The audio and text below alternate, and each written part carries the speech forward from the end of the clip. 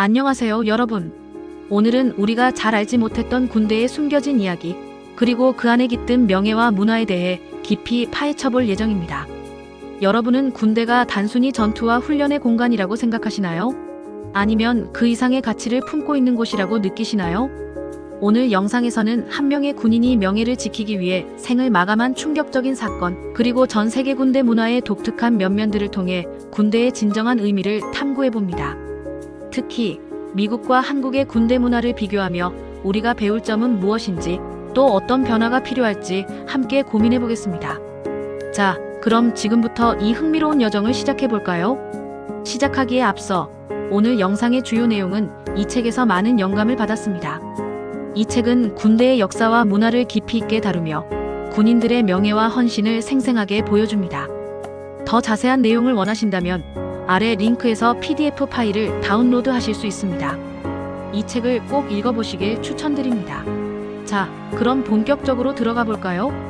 이 책을 읽고 군대 문화의 깊이를 느껴보세요. 본론 1군인은 누구인가?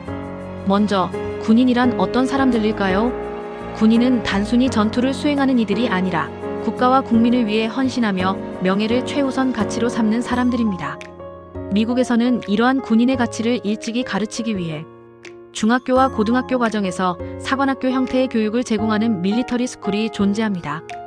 이곳에서는 학생들이 짧게 깎은 머리에 제복을 입고 기숙사에서 절제된 생활을 하며 책임감과 리더십을 배웁니다. 흥미롭게도 도널드 트럼프 대통령도 뉴욕 밀리터리 스쿨 출신이라는 사실 알고 계셨나요? 이곳 학생들은 주말이면 부모님 앞에서 군대식 퍼레이드를 선보이며 단단한 규율 속에서 자아를 성장시킵니다. 또한 미국에서는 3,200개 이상의 학교에서 주니어 ROTC라는 프로그램을 운영하고 있습니다. 이 프로그램은 청소년들에게 군대의 기본적인 규율과 리더십을 가르치며 책임감과 성취감을 심어줍니다. 이 과정을 이수하면 대학 ROTC에서 2년의 교육이 면제되거나 병사로 입대 시 상병 계급으로 시작할 수 있는 혜택도 있죠. 이러한 시스템은 군대에 대한 긍정적인 이미지를 심어주고 젊은이들에게 국가에 대한 책임감을 일깨워줍니다. 그런데 군인의 가장 중요한 가치 중 하나는 바로 명예입니다. 이를 가장 극적으로 보여주는 사례가 바로 1996년 미국 해군 참모총장 제러미 부다 제독의 이야기입니다. 부다 제독은 병사 출신으로 시작해 구축함 함장, 항공모함 전투단장을 거쳐 해군의 정상에 오른 입지전적인 인물이었습니다. 하지만 1996년 5월 언론이 그의 정복에 부착된 베트남 참전, 전투기장 착용에 대한 의혹을 제기하자 그는 스스로 생을 마감했습니다. 왜일까요? 베트남 참전 기장은 누구나 받을 수 있지만 전투기장은 직접 전투에 참여한 군인만 받을 수 있는 명예의 상징입니다. 부다 제독은 전투에 참여한 적이 없었음에도 불구하고 이 기장을 착용했다는 비판을 받았고 그는 명예를 더럽혔다는 자책감에 스스로 삶을 정리한 것입니다. 이 사건은 군인에게 명예가 얼마나 중요한 가치인지를 극명하게 보여줍니다. 이 사건을 통해 우리는 미국 군대의 높은 도덕성과 명예심을 엿볼 수 있습니다. 단 하나의 기장이 부적절하다는 지적에 해군 참모총장이 생을 마감할 정도로 명예를 중시하는 문화. 이는 단순한 규율을 넘어 군인으로서의 정체성과 책임감을 상징합니다. 본론 이어 퓨군맨과 군대의 명예. 군인의 명예를 다룬 또 하나의 강렬한 이야기는 영화 어 퓨 굿맨에서 찾을 수 있습니다. 이 영화는 미 해병대의 표어인 소수의 훌륭한 사람들을 상징하며 군대의 양심과 정의를 깊이 탐구합니다. 영화는 관타나모 기지에서 일어난 산티아고 일병의 사망 사건을 중심으로 전개됩니다. 캐피 중위는 이 사건을 조사하며 사령관의 코드 레드 명령으로 인해 병사가 폭행당하고 사망에 이르렀다는 충격적인 진실을 밝혀냅니다. 이 영화는 군대의 명예와 정의가 어떻게 충돌할 수 있는지를 보여줍니다. 사령관은 부대의 질서를 유지하기 위해 코드 레드를 지시했지만 이는 결국 비극으로 이어졌죠. 캐피 중위는 진실을 파헤치며 사령관을 법정에서 책임지게 만듭니다. 이 이야기는 군인이 단순히 명령을 따르는 존재가 아니라 양심과 정의를 지켜야 하는 존재임을 강조합니다. 반면 우리나라 군대에서는 최근 방산비리나 각종 스캔들로 인해 군의 명예가 훼손되는 사례들이 종종 보입니다. 고위 지휘관들이 기소되고 구속되는 경우도 많지만 재판에서 무죄로 판결받는 경우가 적지 않습니다. 하지만 문제는 이러한 논란 속에서 군인 개인과 조직 전체가 부도덕한 집단으로 낙인 찍히는 현실입니다. 군인은 명예를 먹고 사는 사람들입니다. 잘못이 있다면 당연히 책임을 져야 하지만 입증되지 않은 추문으로 인해 명예가 훼손되어서는 안 됩니다. 무죄 추정의 원칙이 군대에서도 존중되어야 하지 않을까요? 본론 산병사들의 관계와 문화. 군대의 또 다른 중요한 측면은 병사들 간의 관계입니다. 흔히 병사들 사이에 계급이 상하 관계를 의미한다고 생각하지만 사실 병사들은 수평적 관계로 이루어져 있습니다. 미국 군대에서는 병사들 간의 명령과 지시가 오가지 않으며 부사관과 병사들은 동등한 관계로 간주됩니다. 예를 들어 미국 군대에서는 부사관들 간의 경례가 강제되지 않습니다. 이는 그들이 수직적 상하 관계가 아니라 기술적 업무를 수행하는 동료로 보기 때문입니다. 반면 우리나라에서는 선임병과 후임병 간의 서열 의식이 아직 남아 있습니다.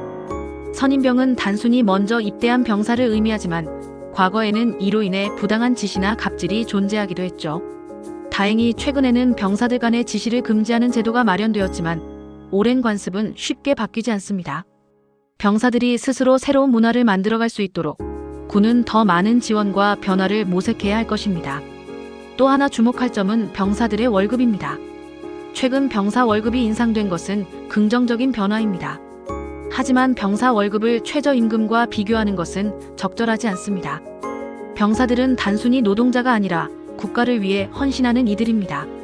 따라서 월급이라는 개념 대신 국가방위 수당과 같은 새로운 정의가 필요합니다. 이는 병사들의 자부심을 높이고 국방의 의무를 수행하는 이들의 가치를 인정하는 첫걸음이 될 것입니다. 본론 4군대의 언어와 문화. 군대의 문화는 언어와 관습에서도 드러납니다. 대표적으로 거수경례는 군대의 상징적인 행동입니다. 이 경례의 유래는 중세 기사들이 왕 앞에서 투구를 벗으며 인사하던 관습, 로마 시대의 무기를 소지하지 않음을 보여주기 위해 손을 들던 행동, 그리고 구식 소총 사용 시 모자를 더럽히지 않기 위해 손을 살짝 떼는 방식에서 비롯되었습니다. 미국 군대에서는 경례 규정이 명확합니다. 실외에서는 모자를 쓰고 거수경례를 하며 실내에서는 모자를 벗고 경례를 생략합니다. 반면 우리나라에서는 실내외를 가리지 않고 경례를 해야 하는 경우가 많아 심지어 화장실이나 사우나에서도 어색한 상황이 벌어지곤 합니다. 음식도 군대 문화를 보여주는 흥미로운 요소입니다. 일본 해군의 카레라이스는 도고 헤이아치로 제독이 영국 유학 시절 영국 해군의 식단에서 영감을 받아 도입한 음식입니다. 카레는 영양가가 높아 각기병 예방에도 도움을 주었고 이후 일본의 국민 음식으로 자리 잡았죠. 이처럼 음식은 단순한 식사를 넘어 군대의 역사와 문화를 담고 있습니다. 본론 5단상 문화와 소통. 군대의 행사 문화도 나라마다 다릅니다. 미국의 이취임식에서는 단상에 최소한의 인원만 올라갑니다. 예를 들어 참모총장 이취임식에서는 군종감, 국방부 장관, 해군성 장관, 이취임 참모총장만 단상에 오릅니다. 이는 역할이 있는 사람만 단상에 오른다는 원칙 때문입니다. 반면 우리나라에서는 단상에 많은 귀빈이 올라가며 임석상관에 대한 경례가 행사의 중심이 되곤 합니다. 이는 때로 어색한 상황을 만들기도 하죠. 우리나라군 예식령에 따르면 경례는 서로 주목하며 해야 하지만 단상에 있는 군인들은 임석상관의 뒷머리를 향해 경례하는 경우가 많습니다. 미국에서는 국기에 대한 경례가 행사의 시작이며 특정 개인이 아닌 국가에 충성한다는 점을 강조합니다. 우리 군도 행사의 본질에 집중하며 국가와 국민을 위한 행사 문화를 만들어갈 필요가 있습니다. 본론 6장교 권한을 위임받은 자. 장교는 군대의 핵심 리더입니다. 미국에서는 장교를 커미션드 오퍼서라 부르며 국가로부터 권한과 책임을 위임받은 자로 정의합니다. 모든 장교의 임관 사령장에는 대통령의 서명이 들어가며 이는 장교의 책임감을 상징합니다. 반면 부사관과 병은 난 커미션드 오피서로 명령을 내릴 권한이 없으며 기술적 업무를 수행합니다. 미국 군대의 독특한 전통 중 하나는 첫 번째 경례 퍼스트 설루트입니다. 새로 임관한 소위가 부사관에게 첫 경례를 받고 이에 대한 답례로 $1 은화를 선물합니다. 이는 부사관이 장교의 권위를 인정하고 장교가 부사관의 경험을 존중하는 상징적인 의식입니다. 이러한 전통은 군대의 상호 존중 문화를 잘 보여줍니다. 본론 7리더십과 오너의식. 미국 군대에서는 대통령을 군의 CEO, 의회를 이사회, 국민을 주주로 비유합니다.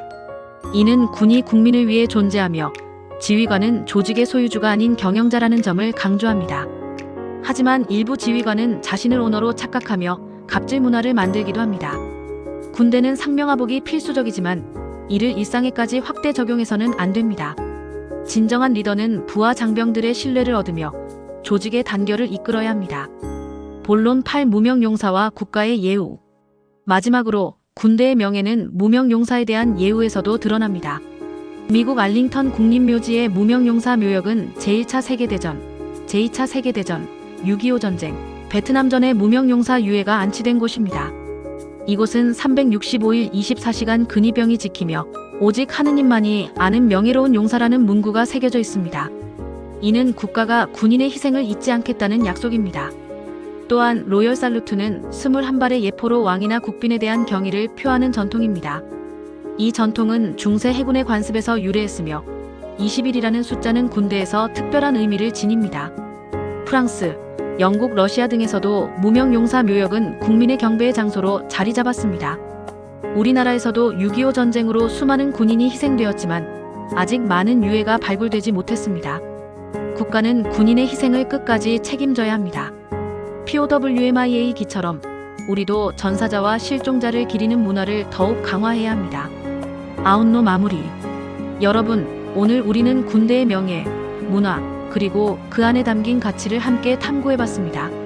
미국과 한국의 군대 문화를 비교하며 우리가 배울 점과 변화해야 할 점을 고민해봤죠. 군인은 단순히 전투원이 아니라 국가와 국민을 위해 헌신하는 명예로운 존재입니다.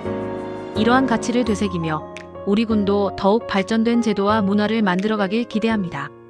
이 영상이 흥미로웠다면 구독과 좋아요, 그리고 알림 설정까지 부탁드릴게요. 여러분의 응원이 더 많은 사람에게 이 이야기를 전할 수 있게 합니다. 아래 링크에서 PDF 파일을 다운로드해 요약본을 읽어보시고 댓글로 여러분의 생각도 공유해주세요. 다음 영상에서 또 만나요.